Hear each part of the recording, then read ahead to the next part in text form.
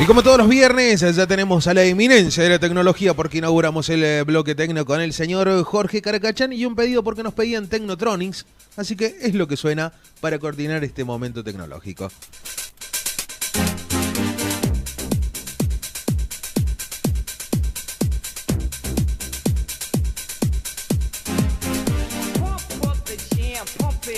Lindo para coordinar. Un día viernes, bloque tecnológico va con esto. Hola, Cristian. ¿Cómo andamos, Jorge? Buenas tardes. ¿Todo tranquilo? Radio Furor y la fanaticada que espera este bloque todos los viernes. Los saludamos con un hermoso día. Sí, realmente suena lindo. Sí. Yo recuerdo un par de acordes de aquella época de Technotronic. Claro. Bien. Los 90 creo que era lindo. Bien para mover el cuerpo en día viernes. Sí, realmente. Y para recordar que, bueno, es todo un género la música electrónica. Sí. Que se inauguró casualmente en esa época y que tiene varios y muchos exponentes de mucha calidad. Debemos decir que estamos debiéndole, mira vos, no se nos ha pasado por alto. Estamos en una radio, o sea que emitimos fundamentalmente música, no se entiende mucho hoy y le debemos a los especialistas del tema un estudio al respecto. Sí. No se entiende ni la composición, ni el afinado, ni la ejecución de música sin el apoyo de la, no sé si decirle solamente tecnología, porque en realidad es la electrónica, pero hoy por hoy hay muchísimas aplicaciones que se utilizan para la composición, el afinado, la ejecución de música. Todos los instrumentos prácticamente tienen un componente electrónico y tecnológico muy fuerte. Así es, y sobre todo pensando el hecho justamente de que hoy se usa mucho por allí en las voces, matices de los instrumentos. Se reemplaza por allí muchos instrumentos con un solo aparato, entonces me parece que va por ese lado también. Sí, hay muchísimo. Habría que hacer realmente un estudio para saber cuál es exactamente la influencia que tiene la tecnología en la música, en todos sus aspectos, y bueno, comentarlo acá y abrirlo al debate a toda la audiencia de la radio que le interese el tema, que se me ocurre que debe ser mucha. Sí. Y bueno, nos encontramos esta noche hablando de música con el Rockea 3, que estamos muy presentes allí, así es que bueno, nos encontraremos ahí. Como tema editorial, como tema central, tenemos muchísima información, realmente he venido hoy pletórico de cosas para transmitirle. Para decirle a la gente, trajo un maletín lleno de información. De papeles y de memorias con digitales. Fotos, todo. Es una cosa increíble, el estudio lleno de cosas danzando acá. En realidad han pasado muchas cosas, hablando en serio. Muchas tienen que ver con novedades del sector tecnológico y muchas otras tienen que ver con avances, y en otros casos les podríamos llamar retrocesos o hemos entrado en una moda vintage que realmente en este momento no podemos dar por muerto a nada. En cualquier momento va a aparecer un reproductor de magazine y que no se asuste la gente fanática de la tecnología. Para que la gente entienda de qué estamos hablando, Sony, que en el año 89 imprimió su última placa de vinilo, ha salido al ruedo probablemente para ganar un poco más de mercado, porque en realidad Sony venía en agonía en muchos aspectos en el mercado tecnológico, y planea volver a producir discos de vinilo en el 2018. O sea, el año próximo estaría produciendo discos de vinilo nuevamente. O sea, que quienes decían que los discos estaban muertos, acá los tenemos de regreso al ruedo. Hay que decir que este año creció muchísimo la venta de vinilos en algunos discos particulares, a tal punto, por ejemplo, de que una de las películas ganadoras de Oscar y demás, como La La Land, sacó su banda sonora en vinilo y fue una de las más vendidas justamente en el año. Claro. Entonces me parece que de a poco se va volviendo justamente a lo lindo que tenía de sacar un vinilo de su sobre, darlo vuelta, mirarlo y ponerlo tal cual, directamente en la disquera. Recordemos que en el 89 Sony hizo ese corte en su producción de vinilo fundamentalmente a manos de los CD. Hoy también otro elemento que, si bien también falleció en su momento, nuevamente ha vuelto al tapete y bueno, parece que todo vuelve, todo se transforma, nada se pierde, como decía una frase. Sí, todo vuelve. Todo vuelve, todo retorna en esta moda vintage de reflotar viejas cosas que van tomando su espacio en el mercado. Así es que bueno, nos tendremos que acostumbrar. La compañía nipona editará música japonesa en primer lugar y algunos éxitos modernos mundiales.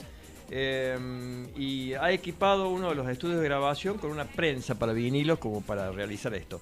Y se ha encontrado con un problema que a mí me resulta conocido, porque sabe la gente de Córdoba que, por ejemplo, en Córdoba, cuando con los vaivenes de la industria en general, especialmente la automotriz, cuando las fábricas vuelven a instalarse, en este momento, por ejemplo, no encuentran torneros. Bien. Porque el hecho de que sea tan irregular la producción, hoy se instalan, mañana no, mañana se van en aras de la cuestión de la situación económica, dejan de formarse determinado tipo de profesionales. En este momento Sony no encuentra, les aviso a la gente que tenga algún tipo de experiencia en el tema, si quiere viajar a Japón para presentar su currículum vitae, estaría bueno. No encuentra ingenieros que puedan ayudar en este proceso de prensado del vinilo. Claro.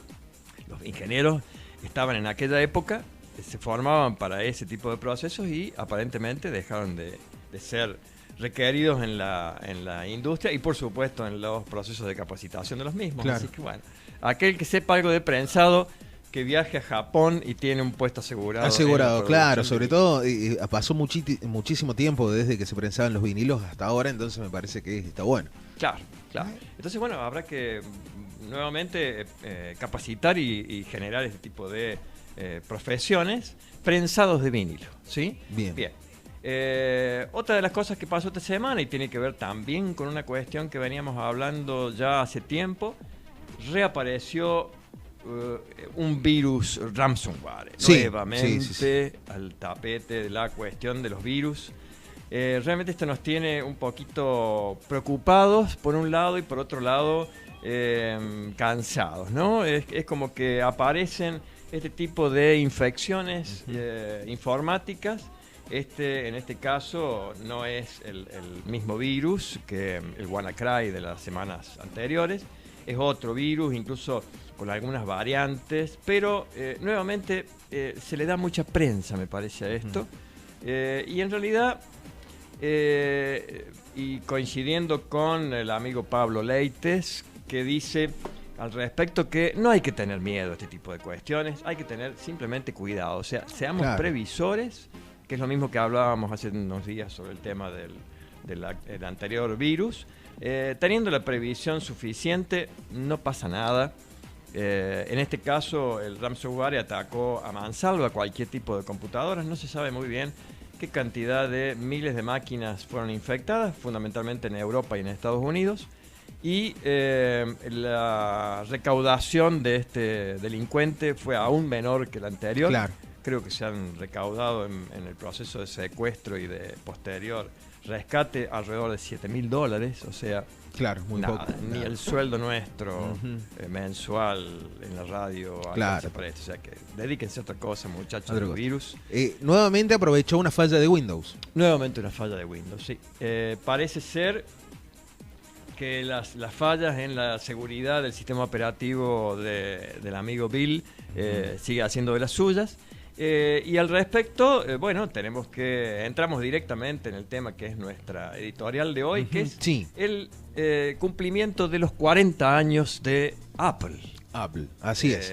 Así es que no sabemos muy bien, por supuesto que sí sabemos el cómo, pero es como que en este momento ha triunfado hace bastantes años la mediocridad del sistema operativo del amigo Bill contra la calidad y la belleza artística que tiene este equipamiento, este equipo de la manzanita, que realmente el que lo utiliza, más allá de saber que es muchísimo más caro, es como en este momento la opción entre un coche de calle, un sedán y un Mercedes-Benz. Esa es más o menos la diferencia. Así que bueno, tenemos que decir que hace 40 años en un día de abril, en realidad. En abril.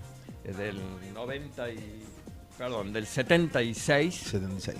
Se crea la empresa Apple Computers, que en realidad eran 3 socios iniciales. El conocido Steve Jobs, que fue el más famoso de ellos, claro. El no tan conocido, pero mucho más avesado en el tema, Steve Wozniak, y un tercer integrante que se retiró a los pocos días porque tenía pánico de que quebrara este nuevo emprendimiento. Vendió su parte en $800. Un tal Ronald Wayne. Hoy se quiere morir. Hoy se quiere cortar todo. Sí, todo, totalmente. Tajearse el cuerpo entero, porque realmente fue el peor negocio de su vida. Haber vendido su participación de su tercio en Apple Computers en $800 en ese momento. Bueno, recordemos, hablando de dólares y de inversión, que Steve Jobs, y lo contaba muy risueñamente en su época en que no solamente estaba vivo, sino que recordaba cómo habían sido sus comienzos, vendió un Volkswagen, un escarabajo, para poder aportar capital a la firma. Y Wozniak vendió sin mal no recuerdo, vendió un aparato electrónico, un electrodoméstico que tenía, creo que era algo así como, bueno, no recuerdo exactamente qué, por ahí habría que buscarlo si alguno de los oyentes lo sabe, pero también vendió un electrodoméstico que era su único capital, y lo transformó en el aporte inicial de este increíble emprendimiento de los años 70, en un garage en Silicon Valley. Claro, justamente eso, en el garage de uno de ellos, ahí empezó todo. Los padres de Steve Jobs. El garage de los padres de Steve Jobs, que vivían en ese momento en ese lugar. Recordemos que después se transformó en un ícono de la tecnología mundial, no solamente estadounidense.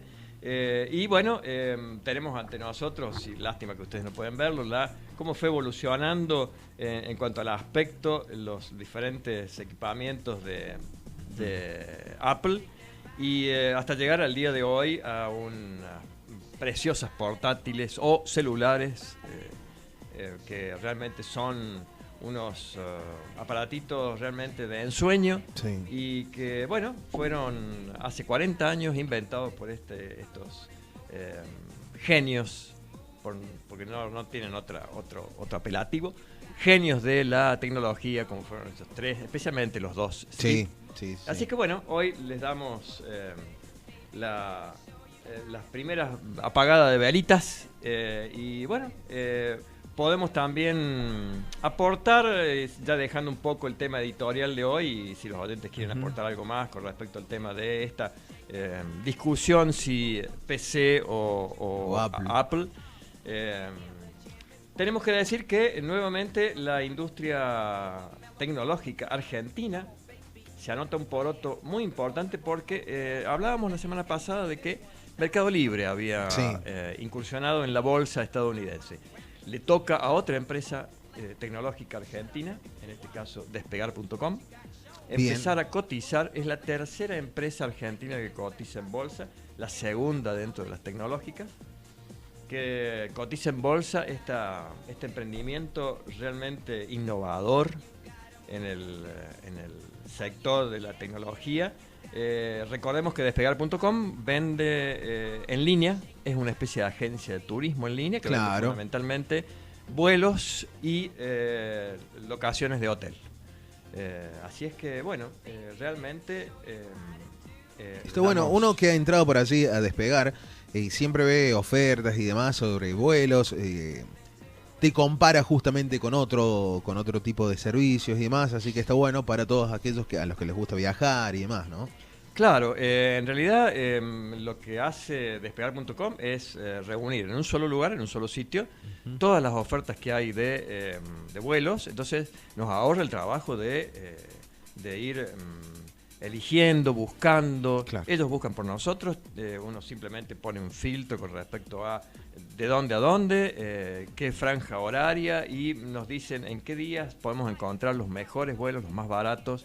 Y realmente esto es un avance muy grande para la gente que viaja frecuentemente, para el viajero frecuente, es realmente un avance y una herramienta utilísima. Sí, pensando un poquito también, uno encuentra, viste, hoy en día la publicidad que más se encuentra en la televisión es la de Trivago, que las de los hoteles. Bueno, esta Despegar fue una de los primeras que hacía justamente esto.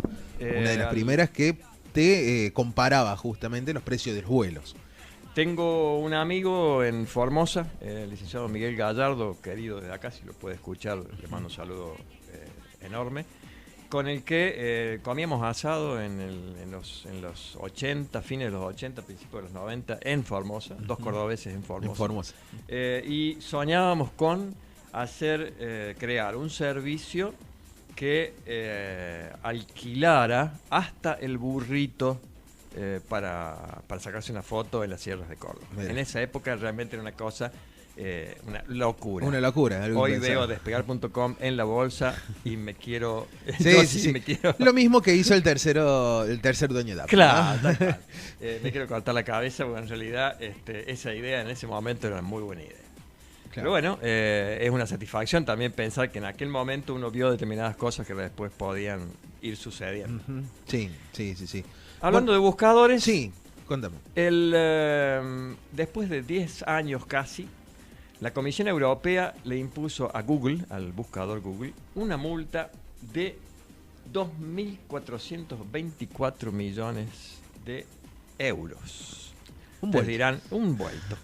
Me encanta el número 24, acá se dan cuenta que se repite, 24. Claro, 24. Ya a la quiniela esta noche, por favor.